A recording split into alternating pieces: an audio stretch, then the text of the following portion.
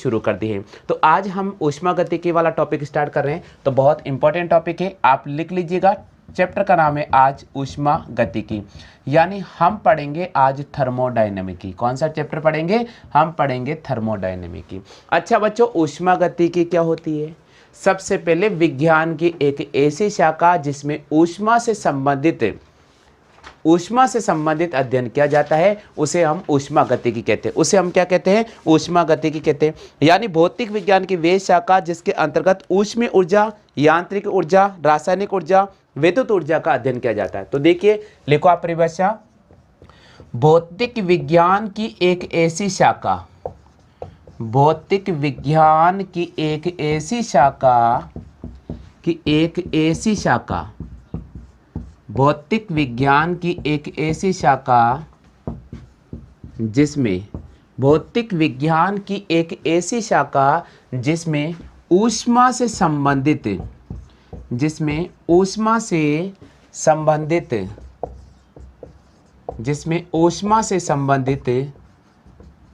अध्ययन किया जाता है। ऊष्मा से संबंधित अध्ययन किया जाता है। अच्छा बच्चों, आता है ऊष्मा से संबंधित अध्ययन किया जाता है। कौन सी? यांत्रिकी विज्ञान, ठीक है, रासायनिक ऊर्जा के बारे में, यांत्रिक ऊर्जा के बारे में, विद्युत ऊर्जा के बारे में, तापीय ऊर्जा के बारे में, सारे के सारे ऊष्मागति में अपन अध्ययन करेंगे। तो इसके एग्जाम्पल के रूप में कौन कौन सी ऊर्जा लेंगे? तो सबसे पहले आप लिख लो बच्चों, यांत्रिकी ऊर्जा। पहला आ जाएगा यांत्रिकी ऊर्जा। दूसरा क्या आ जाएगा? हमारे पास में आ जाएगा ऊष्मीय ऊर्जा। दूसरा क्या आ जाएगा? ऊष्मीय ऊर्जा, या इसको आप बोलेंगे साथियों तापीय ऊर्जा। ऊष्मीय ऊर्जा भी कह सकते हैं, या फिर आप इसको कह सकते हैं तापीय ऊर्जा। यानी यांत्रिक ऊर्जा, ऊष्मीय ऊर्जा या तापीय ऊर्जा, ठीक है। इसके अलावा और कौन सी होगी? इसके अलावा हो जाएगी हमारे पास में रासायनिक ऊर्जा। कौन सी ऊर्जा हो जाएगी बच्चों? रासायनिक ऊर्जा। और कौन सी? इसके अलावा हो जाएगी विद्युत ऊर्जा। कौन सी हो जाएगी? विद्युत ऊर्जा। इन सब का अध्ययन हम किसके अंतर्गत करते हैं? इन सब का अध्ययन हम ऊष्मागतिकी के अंतर्गत करते हैं। किसके अंतर्गत करते हैं? ऊष्मागतिकी के अंतर्गत करते हैं। हाँ बच्चों, क्लियर हुई बात या नहीं हुई? बात क्लियर हुई या नहीं हुई? सभी को आगे समझ में? तो दोस्तों, आज की इस क्लास में हम ऊष्मागतिकी यानी थर्मोडायनेमिकी चैप्टर स्टार्ट कर रहे हैं।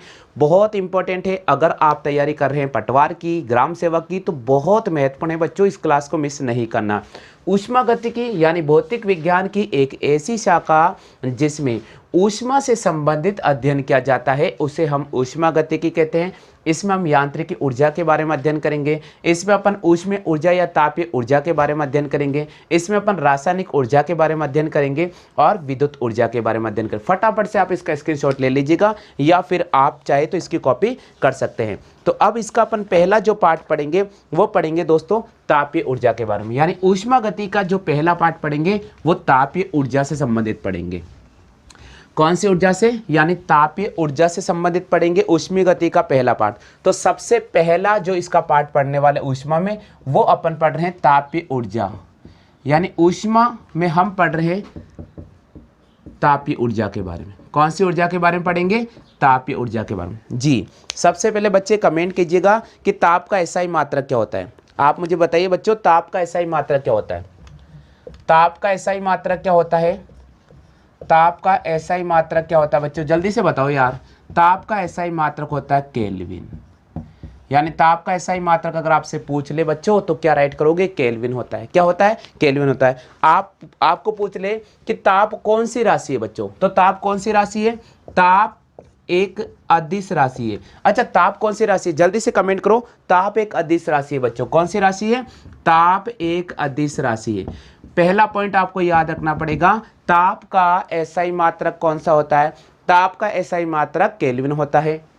दूसरा पॉइंट आपको याद रखना पड़ेगा, ताप किस प्रकार की राशि है? तो बच्चों याद रखना है ताप एक अदिश राशि है। कौन सी राशि है? एक अदिश राशि है। अगर प्रश्न आपसे पूछ ले बच्चों कि प्रयोगशाला में अधिकतम तापमान कितना होता है? प्रयोगशाला में अधिकतम तापमान कितना होता है? प्रयोगशाला का अधिकतम तापमान कितना होता है? आप ऐसे भी लिख सकते हो, प्रयोगशाला का अधिकतम तापमान कितना होता है। प्रयोगशाला का अधिकतम तापमान कितना होता है? बच्चे कमेंट करो जल्दी से। प्रयोगशाला का जो अधिकतम तापमान होता है वो 10⁸ केल्विन होता है बच्चों। कितना होता है? 10⁸ केल्विन। प्रयोगशाला का जो अधिकतम तापमान होता है 10⁸ केल्विन होता है। बच्चों आपसे पूछ ले कि प्रयोगशाला का न्यूनतम तापमान कितना होता है, तो प्रयोगशाला का न्यूनतम तापमान कितना होता है? तो साथियों आपको याद रखना है, प्रयोगशाला का जो न्यूनतम तापमान होता है वो होता है 10⁻⁻8 केल्विन। यानी प्रयोगशाला का मैक्सिमम टेम्परेचर पूछ ले तो भी हमारे पास जवाब रहेगा, प्रयोगशाला का मिनिमम टेम्परेचर पूछ ले तो भी हमारे पास जवाब रहेगा। ताप का ऐसा ही मात्रक पूछ ले तो बच्चों केल्विन को राइट करना होगा। ताप एक किस प्रकार की राशि है बच्चों? तो ताप एक प्रकार से अदिश राशि है। आपसे पूछ ले कि प्रयोगशाला का अधिकतम टेम्परेचर कितना होगा, तो प्रयोगशाला का अधिकतम टेम्परेचर 10⁸ केल्विन होगा। प्रयोगशाला का न्यूनतम टेम्परेचर क्या होगा? तो प्रयोगशाला का न्यूनतम टेम्परेचर 10⁻⁻8 केल्विन होगा। अच्छा बच्चों आपसे पूछ ले सूर्य के केंद्रीय भाग का तापमान कितना होगा? कमेंट करो जल्दी से, लिख लो बच्चों। सूर्य के केंद्रीय भाग का तापमान, सूर्य के केंद्रीय भाग का तापमान, सूर्य के केंद्रीय भाग का तापमान होता है 10⁻7 केल्विन। लगभग 10⁻7 केल्विन माना जाता है, लगभग 10⁻7 केल्विन माना जाता है। अच्छा बच्चों प्रश्न पूछ ले कि सूर्य के बाहरी टेम्परेचर जिसको बोलते हैं कोर टेम्परेचर, तो सूर्य का बाहरी तापमान कितना होता है? फटाफट से कमेंट करो, सूर्य का बाहरी तापमान कितना होता है? तो मैं ये लिख रहा हूं यहां पर, सूर्य के बाहरी कोर का तापमान कितना होता है? बाहरी कोर का तापमान कितना होता है? तो सूर्य के बाहरी कोर का तापमान होता है 6000 केल्विन बच्चों। सूर्य के बाहरी कोर का तापमान कितना होता है? सूर्य के बाहरी कोर का तापमान होता है बच्चों 6000 केल्विन। अगर आपसे पूछ ले बच्चों सूर्य के केंद्रीय भाग का टेम्परेचर कितना होता है, तो याद रखना बच्चों 10⁻7 केल्विन। सूर्य के केंद्रीय भाग का टेम्परेचर होता है 10⁻7 केल्विन। प्रयोगशाला का मिनिमम टेम्परेचर क्या होता है बच्चों? तो प्रयोगशाला का मिनिमम टेम्परेचर होता है 10⁻⁻8 केल्विन। आपसे पूछ ले प्रयोगशाला का अधिकतम टेम्परेचर क्या होता है, तो प्रयोगशाला का अधिकतम टेम्परेचर होता है 10⁸ केल्विन। ताप कौन सी राशि है? ताप एक अदिश राशि है कि और ऐसा ही मात्रक क्या होता है? केल्विन। कॉपी कर लिया सभी बच्चों ने? हाँ जी बच्चे सभी ने कॉपी कर लिया क्या? हाँ देखिए आप कॉपी कर लीजिए या फिर आप स्क्रीनशॉट ले लीजिएगा।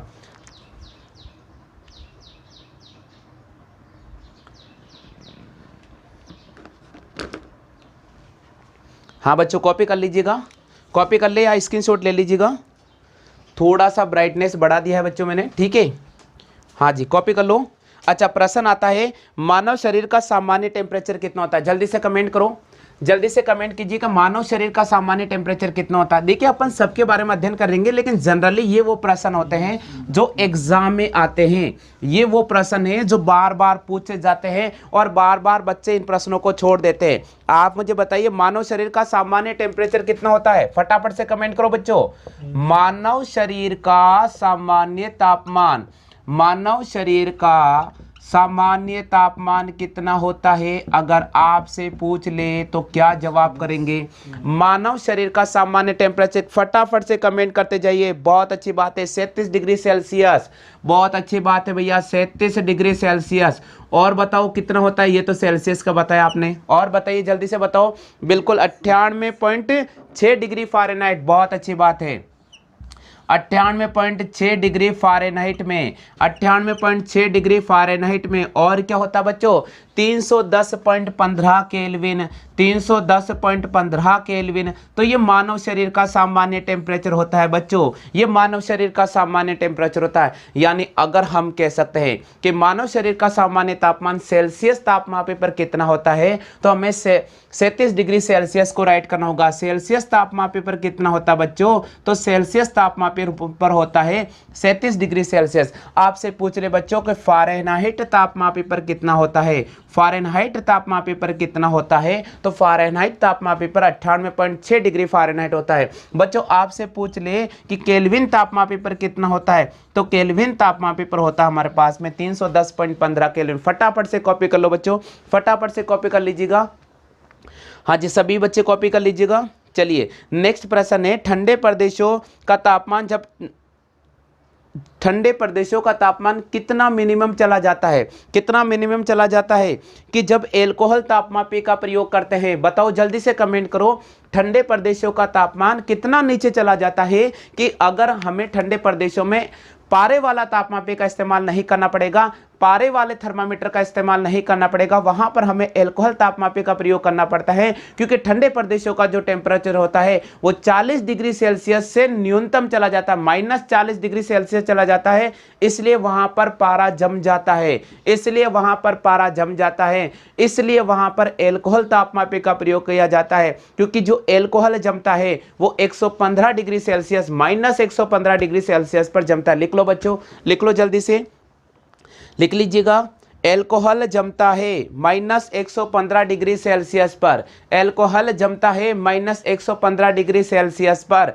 इसीलिए लिखो, एल्कोहल जमता है -115 डिग्री सेल्सियस पर। इसीलिए ठंडे प्रदेशों में, इसीलिए ठंडे प्रदेशों में पारा तापमापी के जगह, इसीलिए ठंडे प्रदेशों में पारा तापमापी की जगह एल्कोहल तापमापी का इस्तेमाल किया जाता है। इसीलिए ठंडे प्रदेशों में पारा तापमापी की जगह एल्कोहल तापमापी का प्रयोग किया जाता है, क्योंकि पारा 39 डिग्री सेल्सियस पर जम जाता है, क्योंकि पारा 39 डिग्री सेल्सियस पर लगभग जम जाता है। क्लियर हो गया? आ गया सभी को समझ में? चलिए बच्चों, अगर आपसे पूछ ले कि किसी भी वस्तु का न्यूनतम तापमान कितना होता है तो आप क्या कमेंट करेंगे? किसी भी वस्तु का न्यूनतम तापमान कितना होता है बच्चों? जल्दी से कमेंट करो। किसी भी वस्तु का न्यूनतम तापमान कितना होता है बच्चों? जल्दी से बताइए। वस्तु का न्यूनतम तापमान, वस्तु का न्यूनतम तापमान कितना होता है साथियों? कमेंट करो। -273 डिग्री केल्विन, -273 केल्विन किसी भी वस्तु का न्यूनतम टेम्परेचर होता है। लिख लीजिएगा, किसी भी वस्तु का न्यूनतम टेम्परेचर की अगर अपन बात करते हैं, सॉरी, -273 डिग्री सेल्सियस है, -273 डिग्री सेल्सियस होता है किसी भी वस्तु का न्यूनतम टेम्परेचर। किसी भी वस्तु का न्यूनतम टेम्परेचर होता है -273 डिग्री सेल्सियस। क्लियर हो गया? आगे सभी को समझ में? चलिए, अब हम बात करेंगे तापमापी के प्रकार। अब हम बात करेंगे तापमापी के प्रकार। तो लिखिए बच्चों, तापमापी के प्रकार। लिखो बच्चों, तापमापी के प्रकार। अब हम बात करेंगे तापमापी के प्रकार।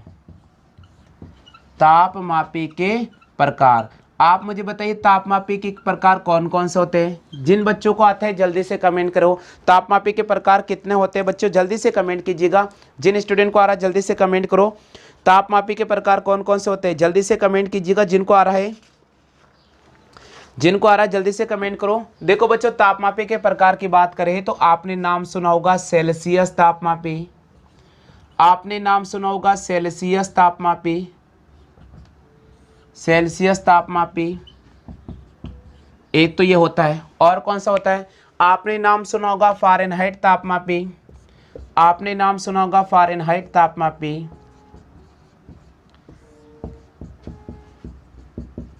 है ना? याद सुना है? सेल्सियस तापमापी, फ़ारेनहाइट तापमापी। अच्छा, आपने नाम सुना होगा केल्विन तापमापी, आपने नाम सुना होगा केल्विन तापमापी, सुना होगा ना बच्चों? केल्विन तापमापी। आपने नाम सुना होगा र्यूमर तापमापी, र्यूमर तापमापी, बिल्कुल। और आपने नाम सुना होगा पायरोमीटर तापमापी, पायरोमीटर तापमापी,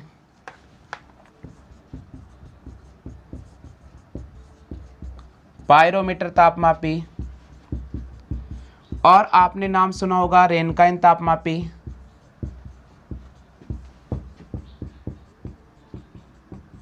ठीक है बच्चों। और एक तापमापी आता है डॉक्टरी तापमापी, एक तापमापी आता है डॉक्टरी तापमापी। इन सभी का अध्ययन अपन इस टॉपिक में करने वाले हैं, इन सभी का अध्ययन हम इस टॉपिक में करने वाले हैं। फिर पढ़ेंगे अपन डॉक्टरी तापमापी। क्लियर हो गया?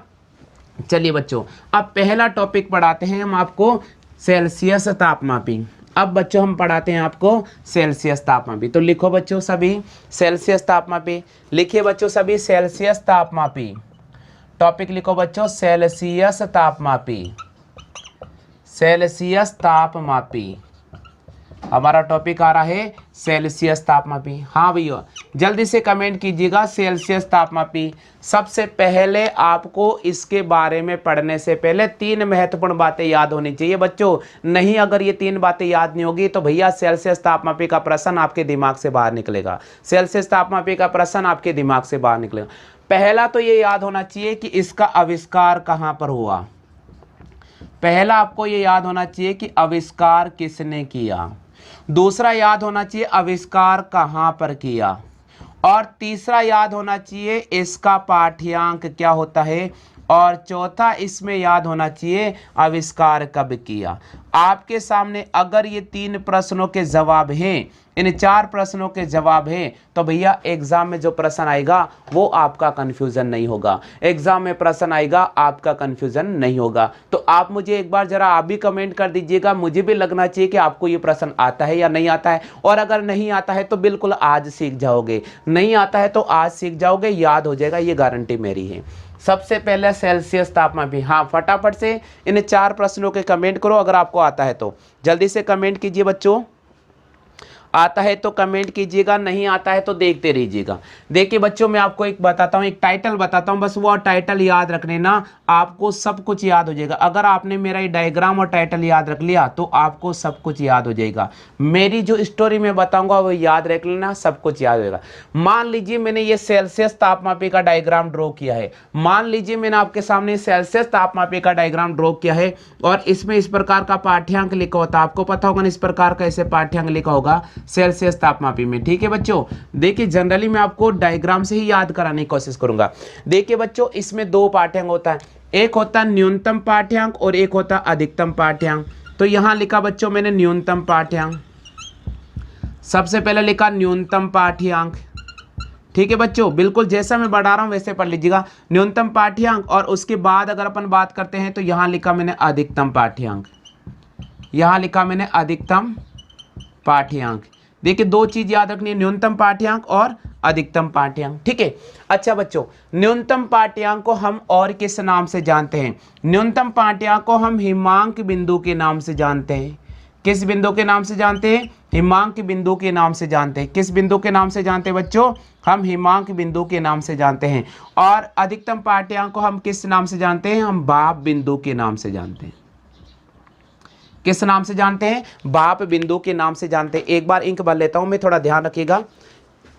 हाँ तब तक आप डायग्राम बना लीजिएगा बच्चे।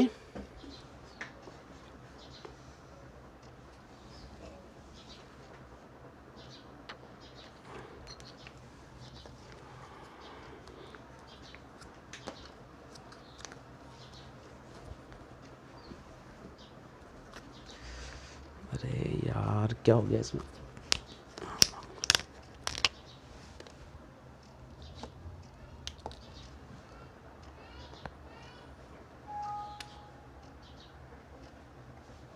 उधर हो गया रैंडम। हाँ बंद कर दो अब।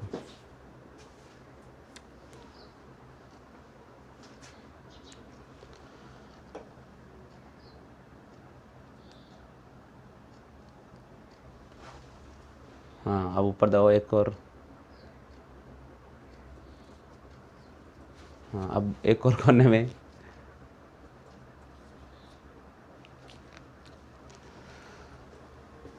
दबा दिया? हाँ अब इधर आओ।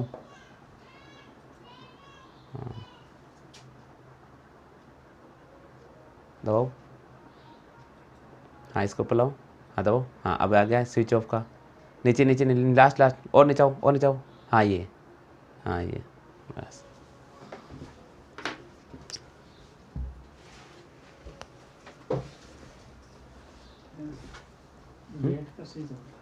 क्या हुआ?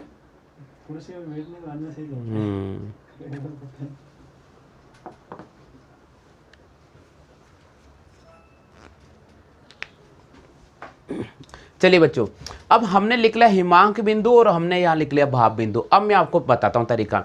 भैया देखिए सेल्सियस तापमापी की अगर अपन बात करते हैं तो बच्चों यहाँ लिखो 0 डिग्री सेल्सियस, यहाँ लिखो 0 डिग्री सेल्सियस और बच्चों यहाँ लिखो 100 डिग्री सेल्सियस।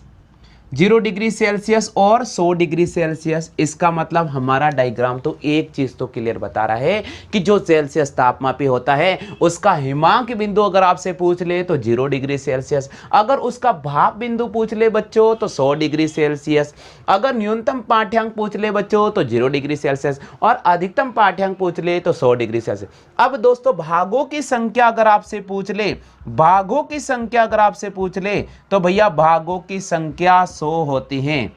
भागों की संख्या कितनी होती है बच्चों? भागों की संख्या 100 होती है। आप ध्यान रखना, यहां पर भागों की संख्या पूछ ले तो यहां पर भागों की संख्या में 100 करनी पड़ेगी। कितनी करनी पड़ेगी? 100 करनी पड़ेगी। तो आपको यहां तक क्लियर हो गया। अब देखिए बच्चों, आपको यहां पर लिखना है 1730, आपको यहां लिखना है 1730। क्या लिखेंगे बच्चों? यहां लिखेंगे 1730। क्या लिखेंगे? 1730। और यहां पर लिखेंगे अंदर स्वीडन। क्या लिखेंगे बच्चों? अंदर लिखेंगे स्वीडन और बाहर लिखेंगे सेल्सियस, और बाहर लिखेंगे सेल्सियस। अब मैं आपको सारा इस डायग्राम को पढ़ाकर बता देता हूं, सारा इस डायग्राम को पढ़ाकर बता दूंगा। 100% आपको याद हो जाएगा, 100% आपको याद हो जाएगा। आप बस एक बार डायग्राम को देख लीजिए बच्चों, सारा कॉन्सेप्ट आपका क्लियर हो जाएगा। देखिए बच्चों, अब अपन डायग्राम पे फोकस करते हैं। डायग्राम क्या कहता है बच्चों? डायग्राम फोकस करते हैं। सेल्सियस तापमापी का आविष्कार स्वीडन के वैज्ञानिक सेल्सियस ने 1730 में किया। सेल्सियस तापमापी का आविष्कार स्वीडन के वैज्ञानिक सेल्सियस ने 1730 में किया। इस तापमापी का हिमांक बिंदु 0 डिग्री सेल्सियस होता है और भाप बिंदु 100 डिग्री सेल्सियस होता है और भागों की संख्या 100 होती है। और भागों की संख्या कितनी होती है बच्चों? भागों की संख्या 100 होती है। कितनी होती है? 100 होती है। तो देखिए आपके सामने चारों प्रश्नों के जवाब क्लियर हो गए। आपके सामने चारों प्रश्नों के जवाब क्लियर हुए या नहीं हुए? हुए या नहीं हुए? हो गए ना भैया? तो आपसे पूछ ले कि सेल्सियस तापमापी का आविष्कार किसने किया। आपसे पूछ ले कि सेल्सियस तापमापी का आविष्कार किसने किया। तो सेल्सियस तापमापी का आविष्कार किसने किया? आप मुझे बता सकते हैं आविष्कार किसने किया? बोले सेल्सियस ने किया। तो सेल्सियस तापमापी का आविष्कार किसने किया बच्चों? सेल्सियस ने किया। आपसे पूछ ले कि सेल्सियस कहाँ का निवासी था। तो सेल्सियस कहाँ का निवासी था बच्चों? तो सेल्सियस स्वीडन का निवासी था। कहाँ का निवासी था? स्वीडन का निवासी था। अच्छा, पूछ ले कि इसका आविष्कार कब किया था। तो कब किया था? 1730 में किया था। कब किया था? 1730 में। अच्छा, इसका हिमांक बिंदु पूछ ले तो हिमांक बिंदु कितना हो जाएगा? 0 डिग्री सेल्सियस। आपसे भाप बिंदु पूछ ले तो कितना हो जाएगा? 100 डिग्री सेल्सियस। आप मुझे बताइए समझ में आया है या नहीं आया है? सभी को आ गया बच्चों? क्लियर हुआ या नहीं हुआ? हो गया क्लियर? चलिए बच्चों, आपको मैं करा देता हूं अगला फ़ारेनहाइट तापमापी। अगला पढ़ाते बच्चों आपको फ़ारेनहाइट तापमापी। लिखो बच्चों फ़ारेनहाइट तापमापी। फ़ारेनहाइट तापमापी। अब बच्चों फ़ारेनहाइट तापमापी क्या होता है वो भी अपन यहाँ जानने की कोशिश कर लेते हैं। फ़ारेनहाइट तापमापी आपको पढ़ाने की कोशिश करते हैं बच्चों। फ़ारेनहाइट तापमापी में आपको समझाने की कोशिश करता हूँ। हमारा टॉपिक आ रहा है फ़ारेनहाइट तापमापी। चलो बच्चों, फ़ारेनहाइट तापमापी में जो मैं आपको बता रहा हूँ वही डायग्राम बना लो बच्चों। ऐसा कैसा बनाओ? देखो आपको तो याद करना है बच्चों, आपको याद करना, आपको डायग्राम का कोई लेना देना नहीं, आपको याद करना है। फ़ारेनहाइट तापमापी को आपको याद करना है तो कैसे याद करेंगे? आपको जो मैं तरीका बता रहा हूं बस वही तरीका आप ड्रॉ कर लो बच्चों। ऊपर तो लिखो फ़ारेनहाइट, अंदर लिखो जर्मन, अंदर लिखो जर्मन और आगे लिखो 1717, आगे लिखो 1717। फ़ारेनहाइट तापमापी यहां पर लिखिए बच्चों 32 डिग्री फ़ारेनहाइट। यहाँ लिखो बच्चों 32 डिग्री फ़ारेनहाइट और आगे लिखो बच्चों 212 डिग्री फ़ारेनहाइट। आगे लिखो बच्चों 212 डिग्री फ़ारेनहाइट। आगे लिखो बच्चों 212 डिग्री फ़ारेनहाइट। इसका मतलब क्या है? ये बच्चों इसका हिमांक बिंदु है, ये इसका हिमांक बिंदु है और ये इसका क्या है बच्चों? ये इसका भाप बिंदु है। ये इसका क्या है बच्चों? ये इसका भाप बिंदु है। प्रश्न पूछ ले कि फ़ारेनहाइट तापमापी का आविष्कार कब किया था। फ़ारेनहाइट तापमापी का आविष्कार कब किया था? तो फ़ारेनहाइट तापमापी का आविष्कार 1717 में किया। 1717 खतरा होता है फ़ारेनहाइट तापमापी अगर आप आपके पास रखते हो तो। 1717 खतरा होता है अगर फ़ारेनहाइट तापमापी आप अपने पास रखते हो। अरे भैया फ़ारेनहाइट तापमापी को लेने के लिए आपको कहाँ जाना पड़ेगा? आपको जर्मन जाना पड़ेगा, आपको जर्मन जाना पड़ेगा। आविष्कार किसने किया है? फ़ारेनहाइट ने किया था। आविष्कार किसने किया है? आविष्कार फ़ारेनहाइट ने किया था। हिमांक बिंदु क्या होता है? 32 डिग्री फ़ारेनहाइट होता है। भाप बिंदु क्या होता है? 212 डिग्री फ़ारेनहाइट होता है। भाप बिंदु क्या होता है? 212 डिग्री फ़ारेनहाइट होता है। क्लियर हो गया? आ गया सभी को समझ में? तो भाप बिंदु कितना होता है? 212 डिग्री फ़ारेनहाइट। हिमांक बिंदु कितना होता है? 32 डिग्री फ़ारेनहाइट। क्लियर हुआ? अच्छा बच्चों, आपसे पूछ ले भागों की संख्या कितनी होती है? तो बच्चों भागों की संख्या 180 होती है। भागों की संख्या कैसे निकालते हैं? भागों की संख्या 212 अधिकतम टेम्परेचर में से आप न्यूनतम टेम्परेचर माइनस कर दीजिएगा, भागों की संख्या निकल जाती है।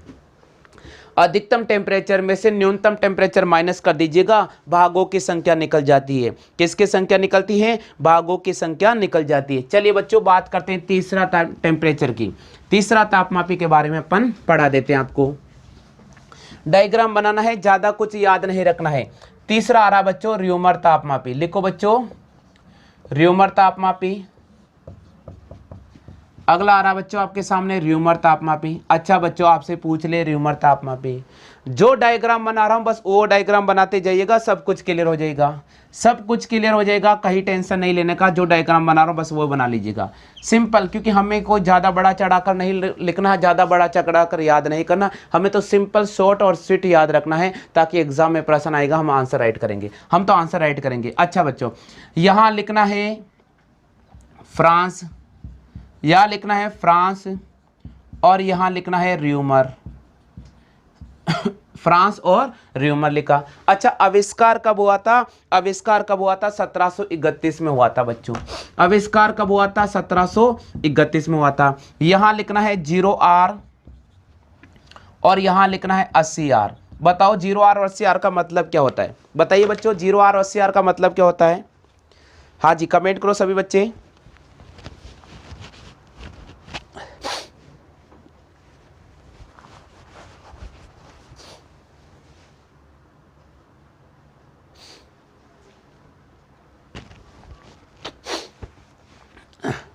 हाँ लिख ले भैया। र्यूमर तापमापी का आविष्कार 1731 में फ्रांस के वैज्ञानिक ने किया था, और इसका हिमांक बिंदु कितना होता है? 0R, और भाप बिंदु कितना होता है? 80R। तो आप लिखो यहाँ हिमांक बिंदु, यहाँ लिखो हिमांक बिंदु, और यहाँ लिखो बच्चों भाप बिंदु। हिमांक बिंदु होता है 0R, भाप बिंदु होता है 80R। भागों की संख्या होती है 80, भागों की संख्या होती है 80। फटाफट से लिख लीजिएगा। नेक्स्ट तापमापी आपके सामने लेकर आ रहे हैं बच्चों, फटाफट से लिखो। अगला आ रहा बच्चों लिखिए केल्विन तापमापी। लिखो अगला आ रहा है केल्विन तापमापी। केल्विन तापमापी लिखो बच्चों केल्विन तापमापी।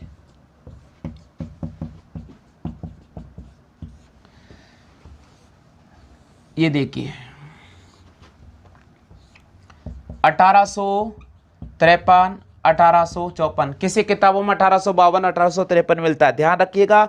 किसी किताबों में 1852 1853 मिलता है, तो आप याद रखिएगा 1852 53 भी आ सकता है। 1852 और 1853 ये राइट माना जाता है, बस ये ध्यान रखें आप, ठीक है। किसने किया था? ब्रिटिश के वैज्ञानिक थे भैया। कहाँ के वैज्ञानिक थे? ब्रिटिश के वैज्ञानिक थे। क्या नाम था? लॉर्ड केल्विन था। नाम क्या था? लॉर्ड केल्विन था। अच्छा पाठ्यांक क्या होता है? 273 केल्विन से लेकर 373 केल्विन तक। पाठ्यांक क्या होता है? 273 केल्विन से लेकर 373 केल्विन तक। ये बच्चों इसका हिमांक बिंदु होता है, ये इसका हिमांक बिंदु होता है। और उधर क्या होगा? उधर हो जाएगा भाप बिंदु, इधर हो जाएगा भाप बिंदु। तो केल्विन तापमापी का आविष्कार ब्रिटिश के वैज्ञानिक लॉर्ड केल्विन ने किया था, 1852-53 के अंतर्गत किया था। इसमें भागों की संख्या 100 होती है। इसका न्यूनतम टेम्परेचर की बात करते हैं तो 273 केल्विन होता है, और अधिकतम टेम्परेचर की बात करते हैं तो 373 केल्विन होता है। सभी स्टूडेंट ध्यान रखना, 273.15 होता है। हाँ सही कह रहे हो आप, 273.15 मान लो बच्चों, कोई बात नहीं, 273.15 केल्विन। हालांकि टेम्परेचर यही होता है 273.15, मैंने याद करने के लिए ये रेंज बोली आपको, ठीक है। आगे लिखो बच्चों, आगे लिखो रेनकाइन तापमापी। आगे लिखिए बच्चों रेनकाइन तापमापी। अगला आ रहा अपने पास में रेनकाइन तापमापी। और कल की क्लास में अपन इसके फॉर्मूले पढ़ेंगे और डिटेल से आगे पढ़ेंगे। अभी क्लास यही कंप्लीट करा रहा हूं मैं, बस छोटा सा बढ़ा देता हूं। रेनकाइन तापमापी आगे कल अध्ययन करेंगे बच्चों। रेनकाइन तापमापी,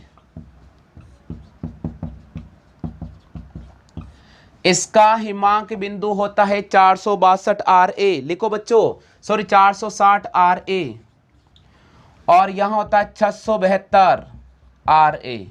हिमांक बिंदु होता है 460 RA और भाप बिंदु होता है 672 RA। कमेंट करो जल्दी से, क्लास कैसी लगी है, कमेंट कीजिए बच्चों, क्लास कैसी लगी है। ये रेनकाइन तापमान। अब कल की क्लास इसी समय आपको मिलेगी, ध्यान रखना इसी समय आपको मिलेगी, याद रखिए बच्चों, कल की क्लास इसी समय मिलेगी और इसके आगे से अपन अध्ययन शुरू करेंगे। तो दोस्तों आज के लिए बस इतना ही, अगली क्लास में आपके सामने कल लेकर आऊंगा।